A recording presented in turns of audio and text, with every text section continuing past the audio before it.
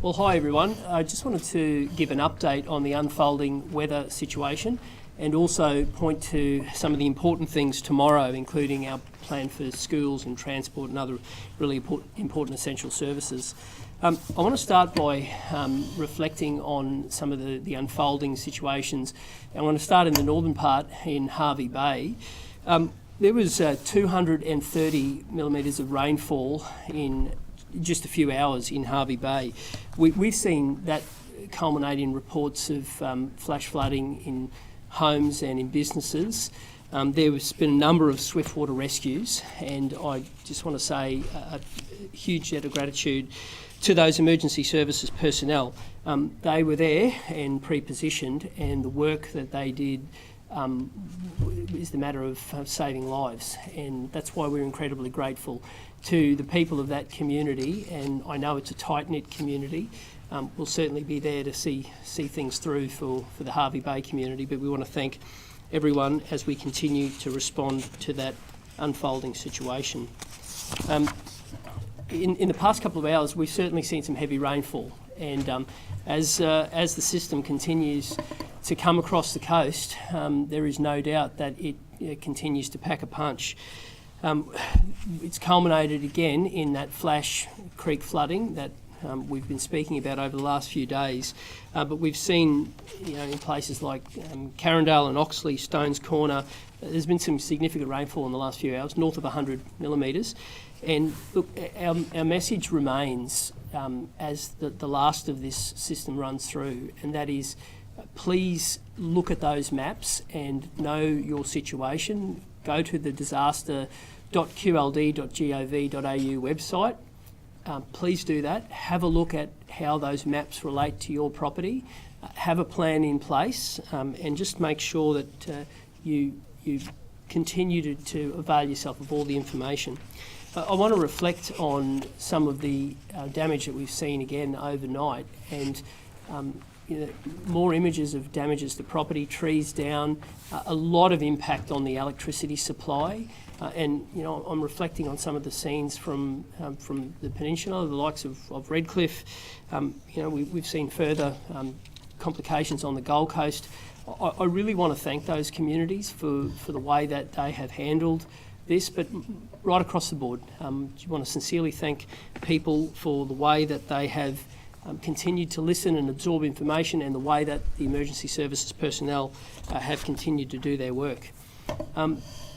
We're going to continue to see, and Sue from the Bureau will update us, but we're going to continue to see that rainfall in the short term, and it is important that we continue to do the things that have seen so far that response keep people safe, which is always the most important thing as we do. Some other updates. There were over 1,000 call-outs today from the SES, and again about a third of those for buildings, a third for trees. We've had 100 extra police over and above our normal allocation helping serve the community. 850 fire and rescue troops on the ground responding to calls, everything from water in homes, fallen trees. We thank them very, very much. And the Energex crews who we have seen out in force, and that certainly lifts people's spirits. I want to reflect on how big a task this is for the electricity network. Since the start of this event, we are looking at somewhere in the order of 450,000 homes and businesses that have had power loss. 450,000. As of right now, it's still over 300,000. So despite the fact that over 100,000 connections have been restored, we're still dealing with 750,000 people in approximate numbers who are impacted. I got the chance today to go to the depot at Greenslopes and say thank you to those crews before they headed out. It's been a really challenging day of rain and wind, and they are working to reconnect that power. And I just think there's a state that's deeply grateful for that. 1,200 of those Energex workers were here, ready to go. 800 have come from Ergon, from the other end of the state, and I look forward to seeing some of them and thanking them for their efforts in the days ahead. Okay, I want to get on to schools because we've had 1,049 schools closed, and no doubt this weather event will continue to test the ability for those schools to get back up and running. So we've had crews right out across the region from both QBuild as well as local principals have been working in partnership today, going to have a look at those schools that have been impacted in one way, shape or another. Before I get into the details, I just want to make the point to everybody, and this is a really important one, whether you're someone who relies on a parent who having that option of going a child to school means they can get to work, or a service industry, or indeed you are one of those parents. By 5 p.m. today, every school in the impacted area will have a status of open or closed. Every single school. There is a dedicated website, which is if you Google school closures Queensland, but we will also put that on that disaster website we've been outlining. But if you Google school closures Queensland, by 5 p.m. today, every individual school will be listed there. Where it's safe to do so, schools will reopen, with the exception of the Gold Coast, where there remains some significant damage, power loss, and issues with transport, which I'll get onto in a moment. I want to give an example of why it's the case that there isn't a blanket across a region. So at Narangba Valley, the state school will be open tomorrow, but the Narangba Valley State High School won't, where there's been significant trees that have fallen down and won't give access. So wherever possible, wherever it's safe to do so, schools will be open. I make the observation, parents and school communities know their school, and we're asking people to make sure that they stay safe. And if getting to school from your particular property isn't safe, well, of course that's a decision that parents will make, and they'll be supported in that, I can assure you. But where it's safe to do so, those schools will open, and that will enable parents to be able to plan tomorrow, and we thank them very much. While I'm on schools, I'm mindful that on Wednesday something quite significant, and that is NAPLAN, is slated, so we wanted to give some confidence for people to plan on that.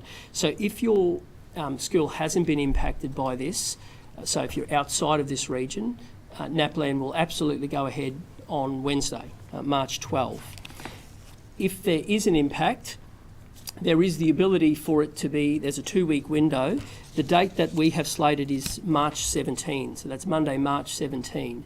And that will be communicated directly by the principals with the regional directors as to whether or not a school's been impacted and that can't go ahead. So that will be will be outlined this week, but it's important that that important testing goes ahead. So it will proceed on Wednesday if you're not impacted. If you have been impacted, there is that window so kids can still have their NAPLAN testing, and I understand that's very important for parents. Turning to public transport. This morning we saw some services operate on that Sunday timetable across the board. We're very grateful for the way that those staff went and did that to be able to allow some key workers to get to work. Brisbane Council has advised this morning that bus services in Brisbane were suspended, and again what we have done is we've put that on the journey planner, and as we will continue throughout this event. Turning to tomorrow, bus services will again operate, but on a limited capacity, and we're urging people to have a look at that TransLink journey planner that you always do. But bus services are operating right throughout the region: Brisbane, Moreton Bay, Sunshine Coast, Ipswich, Toowoomba, Lockyer Valley, Logan, Redland, and we'll update the community on Harvey Bay, of course, as well. There'll be no bus services on the Gold Coast tomorrow. The school bus services, those providers, have indicated that where schools are open, they will be working as well, and that'll be communicated directly through the school.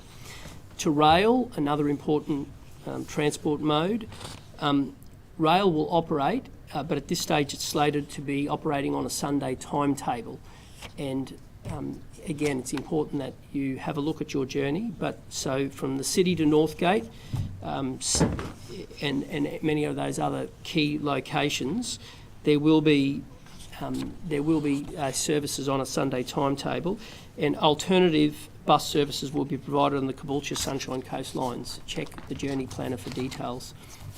Turning to trams, Gold Coast Light Rail will not run tomorrow. Energex is working to re-energise that system, and it takes 24 hours after the system has been energised. The moment we get an indication of that, we'll put that service back on as well. The red alert we spoke about has been lifted by Maritime Safety Queensland. That's been lifted from midday today, but it's been lifted so that it can aid recovery operations. And we're asking people to be safe on the water, of course. Flash flooding has impacted many of our roads, and to give you an indication of the challenges, we have traffic signals that remain out across many of the regions. We've had 240 road tech crew out today. They are working to restore that network. We are deeply grateful for that, and they will continue to work to do that where it's safe to do so, and with Energex bringing power back on, that certainly helps as well. I just want to turn to some of the hardship payments, and I flagged that we are working very closely with the federal government on that personal hardship assistance for those first areas. And we'll be outlining to eligible residents about those costs and what that covers. But I do want to communicate to people that we understand there's been hardship as part of this, and we'll be working with the Commonwealth Government to make sure that that flows quickly. We're activating a number of Queensland community recovery hubs as we said we would, and the planning was already underway for that to make sure that that seamless transition from response to recovery occurs. The first of those will be open very shortly, and we'll be communicating that with Queenslanders. We already have 800 staff prepared and ready to go, and that's manning a 24/7 hotline. And if you do need that assistance, 1800 173 349. The hotline for assistance, 1800 173 349. That's everything from mental health support, financial assistance. If you're having problems with insurance, those hotlines are there to help, and we are determined to navigate you through this disaster. Turning to health, we're working around the clock to ensure business as usual across the health network for tomorrow. And I make the observation that each of those health networks will be liaising directly with patients, but we've done a lot of work to make sure that services can resume. And that includes having mains power at the Gold Coast University Hospital. I make the point that the Tugun and Redlands satellite health centres remain closed, but we're doing all we can to bring things back online. To dams. Releases from North Pine Dam commenced at 3 a.m. today, and that was because of rain in the North Pine catchment. There are no gated releases from Wivenhoe or Somerset Dam, and I'm told that SEQ Water will be updating the media very shortly at 3 o'clock today. As we begin the clean-up, councils are also beginning to do their bit as well, and we thank local government for doing those things that make our communities what they are. And I'm mindful that even some bins got collected today on a Sunday morning, and that's a great result. Supermarkets, many have reopened and will continue to do so on a case-by-case basis. It's imperative that we do all we can to support that, and where it is safe to do so, supermarkets will reopen, and staff will continue to serve people. And the work of those supermarkets, and particularly the workers who go there, has not gone unnoticed by the community. Finally, I want to finish with a message to Queenslanders. It's firstly one of great gratitude. Great gratitude for the way that neighbours have helped neighbours. Strangers have helped strangers. And throughout this, I've spoken about those 4 challenges and things like the wind and the waves and the rain and then the flooding. And we've seen different parts of a broad area and a populated area experience different ones of these at different times. But one thing's remained consistent, and that is the community spirit and the resolve. And I want the community to know that there won't be daylight between the response and the recovery, because that's what makes communities. And we've seen throughout this event the goodwill of this community. And I have every confidence, because of that it'll be a strong recovery. And I want to assure Queenslanders that our resolve from one end of the state to the other, who in the last month have been hit with a series of challenges. Our resolve to see that job through and to make sure that this great state gets back on its feet will be unwavering, and we'll be here for the long haul. I'll hand over to Sue.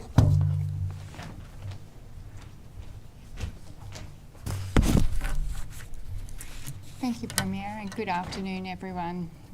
I'd just like to start today by expressing the challenges that TC Alfred has brought all of South East Queenslanders over the last week, and my thoughts are with all those that have been impacted by this event. As you're well aware, today we still continue to see those impacts. Thankfully though, the impacts have reduced to the one hazard, and that's the rainfall. And as the Premier has informed you, we've seen up to 300 millimetres of rainfall in the Hervey Bay area through this morning, with up to 230 millimetres of that rainfall falling in 3 hours. So this system still has some significance and is expected to continue to produce heavy rainfall over our catchment area for today. Let me go back and just recount the steps of Tropical Cyclone Alfred as Alfred approached the coast, and talk through what it did yesterday, to talk through the impacts that we saw yesterday, to land at where we are now and what we can expect to see in the next 24 hours.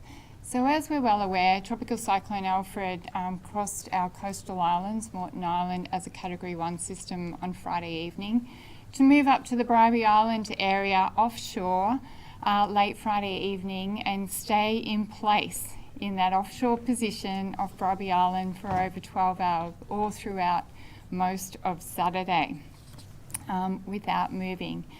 We continued to see impacts from Alfred through Saturday. In particular, the coastal hazards continued with the series of strong winds onto the coast, producing large waves and that significant beach erosion which remained ongoing through yesterday.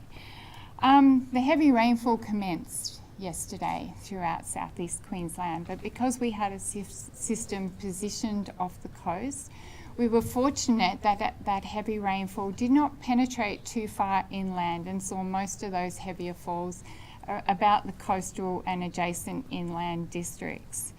Probably what was of most significance yesterday was the continuation of the gusty winds. So as Alfred came through on the Friday night, many residents of southeast Queensland experienced the winds that were produced from Cyclone Alfred, and particularly concentrated on the southern side of that system.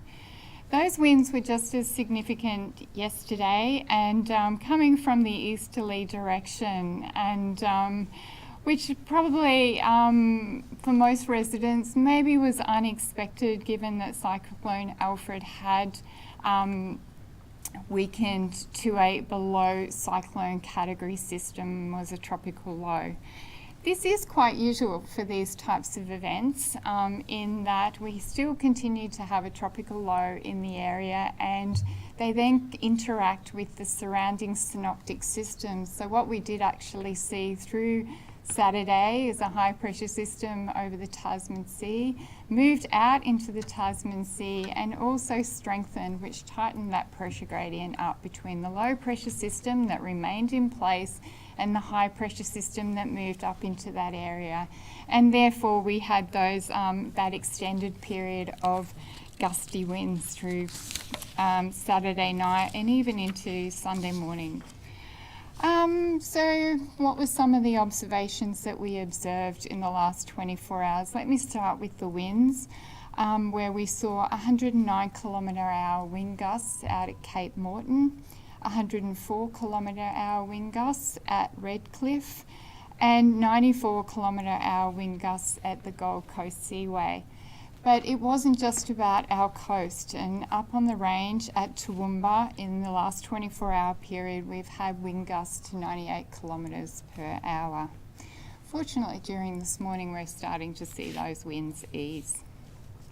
In regards to rainfall in the last 24 hours, and as I said, the first hugely significant day of rainfall associated with the system, and we have been waiting for it for several days. 24-hour totals up to 9 a.m. this morning, the highest total we saw was 322 millimetres at Mount Glorious, just to the west of the Brisbane suburbs. Once again, at Upper Springbrook, where we typically get high rainfall rates, we had 270 millimetres of rainfall in 24 hours to 9 a.m. this morning. But as the Premier shared with you, significant rainfall this morning, and I've already touched on the Hervey Bay rainfall that we saw through that 3-hour period to 9 a.m. this morning.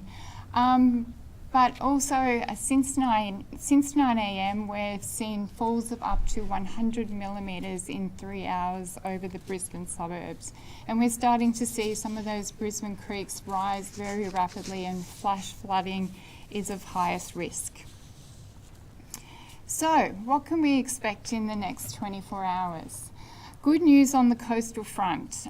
We still do have a coastal hazard warning out, but latest observations are showing that the coastal conditions are starting to ease. So this morning there was still the odd 4-metre wave coming through, but those heights are significantly reducing, and they will continue to reduce as the day goes on today. So I think we're through the worst in regards to our coastal hazards. The severe weather warning does remain current, and at the moment it is a severe weather warning for heavy to locally intense rainfall and damaging winds. But we've just talked through the winds, and the observations are showing the winds are gradually easing. So there may be gusts come through at times through the early afternoon period, but those gusts will continue to ease as we head into the night period. However, the heavy rainfall will continue, and flash flooding is a high risk. We expect, or it is possible, that we have 6-hourly totals of 80 to 130 millimetres during today, with 24-hour totals of around 120 to 200 millimetres. But within that, we could see locally intense falls, as we saw up at Hervey Bay this morning, and we could have falls higher than 200 millimetres, and up to 250 millimetres is possible.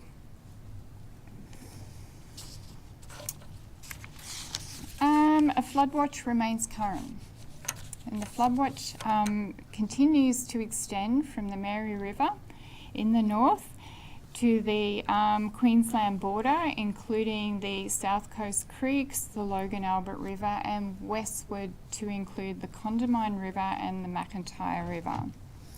There are also a series of flood warnings out, with major flooding for the Bremer River, Worrell Creek and the Logan River, and a series of minor to moderate flood warnings also across that flood watch area. And we'll continue to monitor that rainfall throughout the day, and the flood warnings will be updated as we observe heavy rainfall and runoff into those river systems. So in summary, this event is still not over. We are starting to see an easing of the coastal conditions and an easing in the damaging wind gusts that were observed in the last 24 hours. However, the rainfall will continue, and the risk of intense rainfall with localised flash flooding is real. So residents of southeast Queensland, they're urged to remain up to date with the latest weather warnings and heeding the advice of their local authorities from the emergency services. Thank you.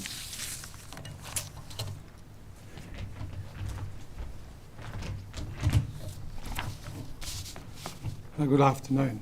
I'd like to start by saying I'm really pleased to say we still have not had any loss of life or missing persons as a result of the weather event.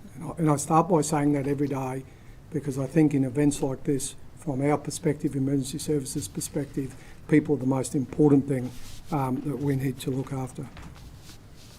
We're now seeing severe flash flooding as a result of the heavy rain sitting right over top of the Fraser Coast and southeast Queensland. A severe weather warning was issued, as the Bureau said, at 4:54 this morning for damaging winds and heavy rainfall that may lead to flash flooding from Hervey Bay down to the New South Wales border. At 9:35 this morning, we issued a public safety a declaration under the Public Safety Preservation Act for the Hervey Bay Police District. And we did that to provide the police in that area additional emergency powers to be able to carry out evacuations and support the community to the flash flooding that we saw was occurring there. Members of the public and motorists within the declaration were urged to stay indoors and do not drive unless necessary whilst that event was occurring. At 10:30 a.m. this morning, we issued an emergency alert for the Fraser Coast coastal areas between Woodgate and Inskip Point, again due to that heavy intense rainfall that we're experiencing, and we're asking people to take shelter now. Now both of those declarations and alerts were issued to enable our emergency services to be able to respond to the community. So far this morning in Hervey Bay, we've seen flash flooding across the suburbs of Torquay, Scarness, Pyalba and the surrounds. We've deployed police and swiftwater rescue crews to rescue people from their houses and their cars. A number of houses and businesses we are aware have been inundated, and we've had 7 rescues from vehicles, and we've had 9 dwellings that have had to be evacuated. Police assisted staff at the Yerengan Retirement Village to move residents from the lower floors to the upper floors to ensure that they were kept safe. We've also evacuated the Hervey Bay watch house, where we had 5 people in the watch house, and relocated those people to Maryborough to ensure that they were kept safe. And a temporary police station was established in Hervey Bay at the St James School, and this facility was established to ensure that the police could continue operations should the police station be impacted. Right across that Fraser Coast, we've seen the police attend to 35 jobs, including 14 for people that were in danger, in risk of losing their life. SES responded to 155 jobs, call-outs in that area, with 111 of them being flood-related. The Queensland Police in the Hervey Bay area this morning recalled all available staff back to work, including our water police, which supplemented our staff there by an additional 25 staff, with staff coming from nearby areas. The SES in that area had 2 flood boats and 9 vehicles, 55 personnel staged at Maryborough to respond, and the flood boat teams are in Hervey Bay and additional units were deployed from Gympie. I want to say, as the State Disaster Coordinator, we took a very purposeful approach across our at-risk areas to make sure that our resources were staged in those areas. And as you saw today, the resources were there and available, and we were able to surge from nearby areas. And finally, in relation to Hervey Bay, I'd like to say that a place of refuge has been established at the Hervey Bay Baptist Church, should anyone need that assistance. I just really want to acknowledge our crews right across emergency services. I think they have done a stellar job on the ground today to respond to these incidents, and they continue to do so. Other areas we're seeing flash flooding that's happening right across Gold Coast, Moreton, Brisbane and surrounds. The calls are also for assistance in the Brisbane, with motorists stuck in the floodwaters. There's more than 100 roads closed in Brisbane alone as a result of flash flooding in suburbs such as Carindale, Oxley and Stones Corner. There's been calls for assistance by both police and fire and rescue. We're seeing localised flooding in our public parks and sporting grounds, so I really urge people to stay out of these localised flooding. We're seeing young people wanting to go and play in these waters. Those drains in those areas are very dangerous, so please stay out of this flash flooding. Some parked cars we're seeing have been inundated. Door knocks are happening right around the Wilston and Kedron Brook area, just for people for awareness. And our Rockley markets, I'm pleased to say, have not been impacted, but we're monitoring and we're engaging with the operators, and we have been engaging with those operators as part of our planning all the way through this event. On the Gold Coast, we've seen 26 roads closed to flash flooding, but it's dynamic. That number will change. Again, we're seeing water in the public parks and surrounds, and in some areas we're seeing water encroaching into backyards including down around the Currumbin Valley area. Across all this area since 6 o'clock this morning, we've seen the police respond over 203 calls for assistance, the SES for over 1,017 calls for assistance, and there's been a number of swiftwater rescues, which I'll let the Fire Commissioner speak to shortly. With respect to resources, we've had an extra 249 QPS resources on the ground today. We have additional officers arriving in Brisbane today from the north, and can I just say, our North Queensland Police were more than willing to put their hand up and come down and help the southeast corner, just like our southeast corner police only a month or so ago went up and helped them, and I think that's fantastic. And we also have another 65 SES arriving in Brisbane today from across the state, and another 100 SES arriving in Brisbane tomorrow from interstate. So can I just say, back to flooding, we continue to work with our local councils, because that last threat was our riverine flooding, and we continue to work with local councils and map that risk, and we will continue to message the community as required. As I said yesterday, we've now done over 1,000 door knocks just to the community to make them aware of their risk of riverine flooding, and I ask that you stay in contact with your local disaster dashboards so you understand your risk. And finally, there's a lot more rain forecast today, as we've heard from the Bureau. We've not had any loss of life from this weather event, and I'd be really keen to keep it that way because Queenslanders matter. Please know your risk, understand the conditions, and don't undertake that risky behaviour. Do everything in your power to keep yourself and your family safe. Thank you.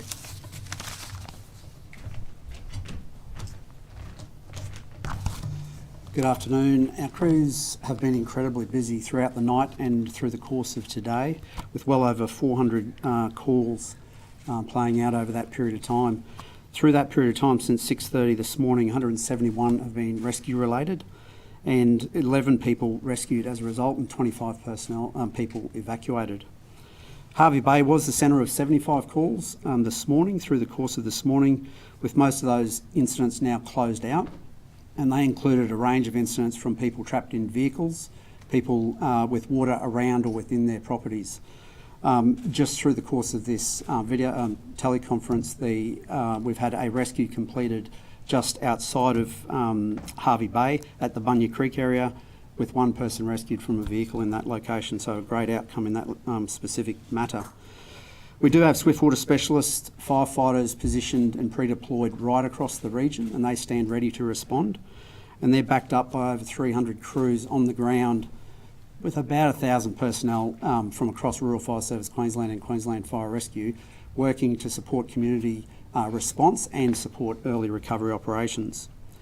They do stand ready, and they'll continue to stand ready to support community needs as we move through this event. But can I just say a sincere thank you to all of the Queensland Fire Department staff and volunteers and other emergency service workers for the extraordinary efforts they are putting into this event and the selflessness that they are putting themselves at. Can I also say, from a community point of view, my gratitude for the community for heeding advice and the warnings. Please continue to do so. It is still a very live risk of flash flooding and a potential threat to life. So please follow that advice and stay safe and make good decisions. Thank you.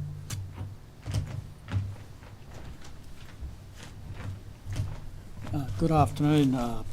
Energex and Ergon staff during this event have now reconnected 120,000 properties and mums and dads, including 40,000 today as at 1 p.m. That 40,000 includes Toowoomba, Hervey Bay and South East Queensland. We'll continue to connect during today and into tonight, as we did last night. There's currently 320,000 premises or businesses that need reconnecting. We'll continue to work hard over the coming days to do so. I sincerely thank you all for the patience you've shown, and I'm sure the patience you'll show as Queenslanders as we continue to roll it out over the next few days. There's been 1,500 live lines on the ground. Please stay away from them and report them if you see them. Just assume that they're always live. So my final message is sincere thanks from the crews that are out and about. There's over 2,000 now across southeast Queensland, Ergon and Energex in this patch, Ergon in Toowoomba and Ergon in Harvey Bay. They'll continue to work hard to reconnect the network for you. Stay safe. Good on you, Peter. Thank you very much. Over to you guys. So there are members of the community, particularly in Brisbane, who were taken aback by the strength of the wind overnight. Were the warnings from the authorities adequate? Well, I'll certainly point to the BOM, to the Bureau, about the warnings they put out. But I'll make this point. Because of the work that Queenslanders did in the lead up to this, that has seen the state so far come through without losing a life. And that's our hope. That is always the number one thing when you go into a disaster. And my message to Queenslanders is we're approaching the end of that window in terms of flooding, as the Bureau has said. But just in those remaining hours, just do the little things. You know, there's no need to go into flooded waters. But people did those preparations. They cleared their yards. They had the plans in place. And I think on the back of that, overwhelmingly, Queenslanders have responded well. Were you and authorities caught off guard by the strength of the wind last night in Brisbane? Well, I might ask the Bureau to. As someone who's getting briefings from the BOM, were you caught off guard by what you saw last night? I've been through a lot of cyclones in my time, and one thing's for certain is they present a risk, which is why you've got to respond and you've got to always be ready. And you've got to be ready for all of those things, for winds and waves, for rain, for flooding. And a system like a cyclone will continue to provide a challenge even once it crosses land. I make the point that last night in Toowoomba there was wind gusts recorded of nearly 100 kilometres an hour. That they are challenges that will always be presented, but that's why you've got to do the preparation. And I can't fault Queenslanders for the way they're prepared.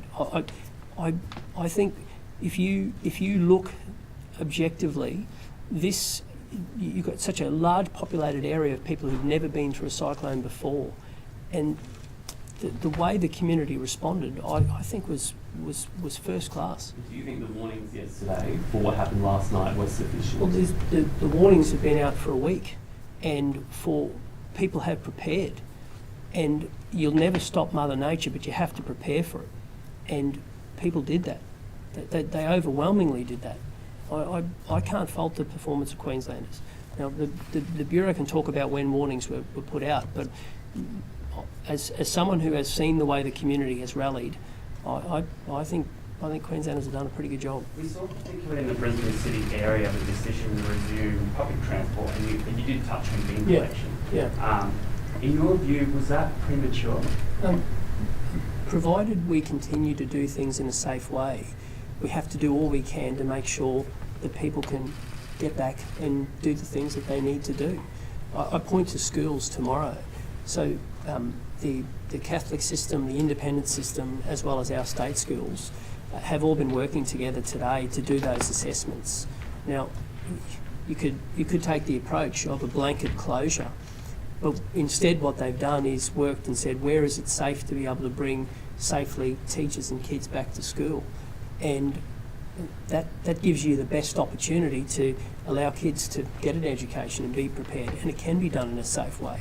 And overwhelmingly, I take the view that provided people use common sense approach and you don't go driving into floodwaters, you don't put yourself in harm's way, I have faith that people do the right thing. And I think this event's proven that. With the schools, just to be clear, so will people find out every day at 5 p.m. Yeah. if their school's open? Exactly, Jack. We'll update Queenslanders every day, and as I said, there's today at 5 p.m. is the hard deadline, and on that every school will be listed, and that will give parents an opportunity to be able to plan. And I'm mindful that as we go further into the process, schools particularly from tomorrow, we'll get a greater window of bringing schools back on Tuesday. So as early as we can communicate it, we will. And from what you're hearing, could some be closed for a few days because of the damage that they've experienced? Some schools have suffered significant damage. There's no doubt about it. And where there's no power, for example, there is no way that teachers and kids should be going back into that classroom. We've got to make sure that they're safe. But where there is the option to bring people back, we should. And we should for a couple of reasons. One is education matters, and it's important we give kids every chance. The other thing is those parents of those kids are important Queenslanders. Some of them will be the nurse at the hospital that means the difference between someone having their emergency surgery or not. Some of them will be that supermarket worker who's stacking the shelf to enable someone to feed their family after not being able to go to the shops for a few days. So it's important wherever possible we give every chance to return things to normal. It's got to be safe, it's got to have common sense, but wherever possible you do all you can to get life back to normal. And on that, can we just quickly confirm public servants again and court reopening? Yep, that's right. And the public service is in the same boat. They'll be going to work tomorrow where it's safe for them to do so. And when will supermarket shelves be restocked? The Deputy Premier has done a lot of work with supermarkets to make sure that some of those restrictions have been removed, including the ability to resupply. That window is still open, so that resupply can begin at the moment transportation is available to go in earnest.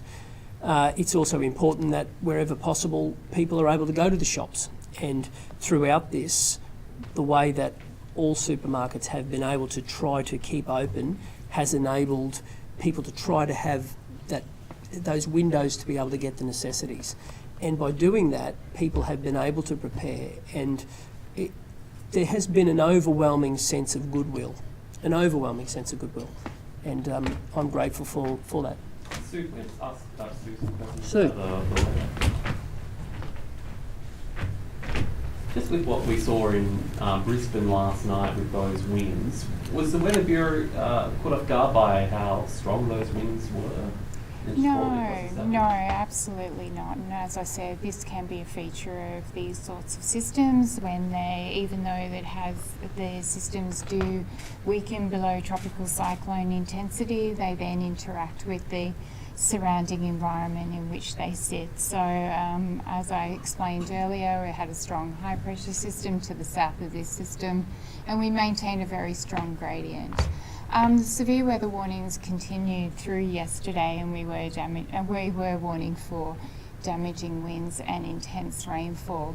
With tropical cyclone systems, the service switches from a tropical cyclone watch, which we continue with a tropical cyclone watch while we have a tropical cyclone system. And you will recall from late last week, the tropical cyclone watch was then overlapped with a severe weather warning, in that the severe weather warning gave us the opportunity to describe what those impacts look like. So a tropical cyclone watch and warning, noting we moved into a warning, describe the impacts such that we were expecting damaging winds and we were expecting heavy to intense rainfall. But the severe weather warning product gives us the opportunity to detail what do those damaging winds look like and what strength are we expecting. And in regards to rainfall, what are those rainfall totals looking like? So we overlapped our products into Friday. The tropical cyclone warning then continued while we had a tropical cyclone system, and then that shifted to a tropical cyclone track, which we maintained a tropical cyclone track until the system moved overland. So that was one important piece of the puzzle that I didn't describe earlier. Where is the remnants of Alfred now, and where will the remnants of Alfred be in the next couple of days? So Alfred moved overland in the overnight period last night to be positioned near Kingaroy early this morning. It's continued to move on a westerly track during today, and it's probably around about the Miles area now, so in the southern interior of Queensland. We're expecting that to move southward during today, and that's why the rainfall will extend across the severe weather warning area that we have described right down to the Queensland border and the adjacent inland. Then we'll see the remnants of Alfred cross the Queensland-New South Wales border, where unfortunately will give northern New South Wales another day of rainfall, heavy rainfall through that area. But finally, for Eastern Australia, we should see an easing of the conditions on Tuesday. So just to confirm, Harvey Bay is part of the Alfred system, or is it part of its own system? Yeah, Harvey Bay is part of the complex system in which Alfred sits. So it's producing an environment that's conducive to this unsettled weather and the intense rainfall. So when will the heavy rain end? Is that going to end soon, or by Tuesday? Is that what you're saying? Yeah. So for Queensland, today is the key day for heavy rainfall, and where we'll see the most significant 24-hour totals, and an easing of that rainfall through Monday. But don't expect that the skies will be clear on Monday. It will be unsettled, and we are expecting showers and potentially thunderstorms through our area. But then the system will shift south of the Queensland border, where the conditions will be greater, heavier rainfall will occur over New South Wales during Monday, and then an easing of the conditions for Eastern Australia on Tuesday. And when do you expect those severe weather warnings that are current at the moment to cease? At this point in time, we'll continue to monitor the situation, but we expect them to continue through Sunday, and if not into the overnight period Sunday, before seeing a sufficient easing such that we're dropping below warning criteria into Monday. And when it comes to flooding, is it creek flooding that we should be most worried about, or is river flooding also a major concern? Both are a concern. Creek flooding in particular is flash flooding, so it occurs over a short period of time, and that's what we're seeing through the Brisbane creeks today, where we're seeing that intense rainfall, and as I reported earlier, up to 120 millimetres in 3 hours. So these are creek systems that rise very rapidly as the rainfall switches on.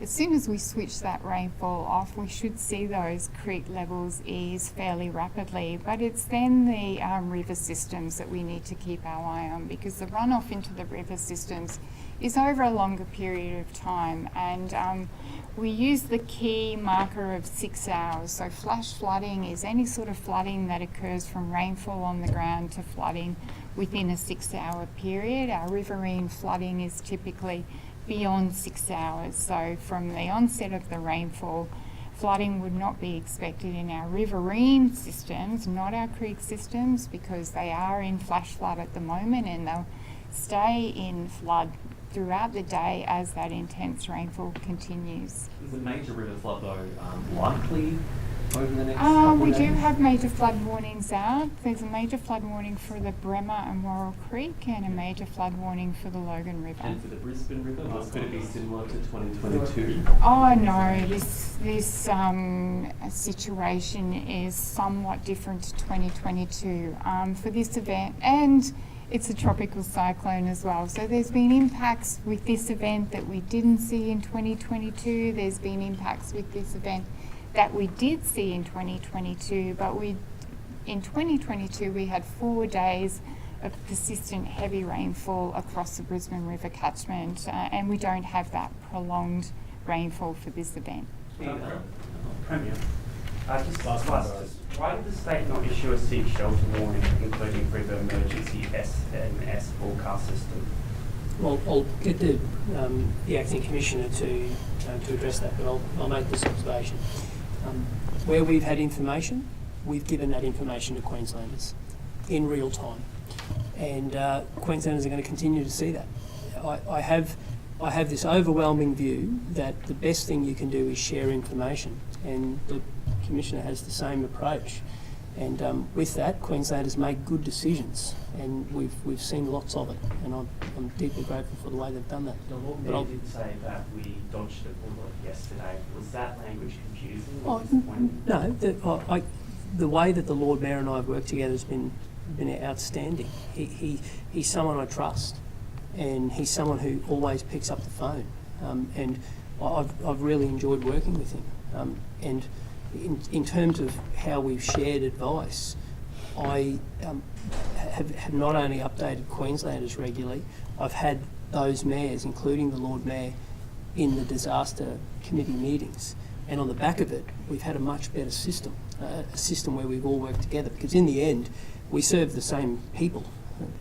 One call them ratepayers, one call them taxpayers, but it's all the same people. And likewise with the Prime Minister. I've been in regular contact, and we've had the Minister here, and on the back of it, we have been able to have a stronger response.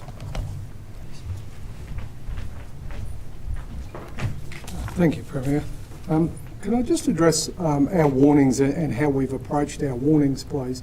The Premier regularly spoke about those 4 stages of the event, and what we did do is we issued emergency alerts as they were required for those stages. So as we saw the threat of storm tide surge, we issued emergency alerts to those areas, those defined communities that needed those alerts with the threat of storm surge. Then, as the cyclone approached the coast, we issued further emergency alerts for those island communities, and as we looked at the track of the cyclone up around Moreton, Redcliffe, Bribie, up that end of the state. Once those emergency alerts were no longer in place, as the Bureau indicated, we withdrew those emergency alerts so we didn't have confusion in the community, and they were replaced yesterday afternoon at around 5 o'clock, just before 5 o'clock, with a severe weather warning, which covered all the way from Maryborough, all the way to the border, right out past Toowoomba to around about Dalby. And that severe weather warning spoke openly about intense heavy rainfall, potential for flash flooding and severe winds. And that was done for a reason, because the system had a far wider impact area than where it was just crossing the coast. That remained in place. This morning at 4:54, the Bureau issued another severe weather warning, which extended that area right up into Hervey Bay, because that was what the forecast was showing. Then later in the morning, I think it was around about 7 o'clock, or 7:30, there was a further increased severe weather warning issued, and that was issued with a SUS warning, so an emergency warning signal to those areas that we were expecting impacts, and we asked for that increased severe weather warning to be broadcast with a SUS warning, with an emergency warning signal, so the community in that area knew. And then we saw the impacts around Hervey Bay, so then we issued the emergency alert for that area, asking people to take shelter. So the alert system works in tandem with the Bureau's weather warning system, as well as our local council system. So, as the event steps through, we'll continue to do that. And when that emergency alert is no longer required in the Hervey Bay area, we will withdraw that alert, just like we will withdraw the Public Safety Preservation Act declaration. But the severe weather warning, which warns our community in those broad areas, and look, the reason we put that in is, as we saw in Toowoomba, people experience winds and heavy rain as far in as Toowoomba and Lost Power and Toowoomba, and they were in that warning area. Why were there no seek shelters issued yesterday? Were they needed? Well, on our severe weather warning that was issued yesterday, the information that emergency services provide on the BOM Bureau warning is really clear. It actually says, make sure where your children are, that you should stay off the roads where possible. And the last one says you should go indoors to a secure room. So if we were to issue a seek shelter warning across an area from Hervey Bay to Toowoomba to the Gold Coast, we wouldn't be given the community the right advice at that point in time. It was in the strong weather warning system that says if you experience these heavy winds, if you experience this severe, intense rainfall, this is what you should do. Then we target our emergency alerts to the communities that are directly impacted by that weather system, so that we support that and we give the community advice. Thank you.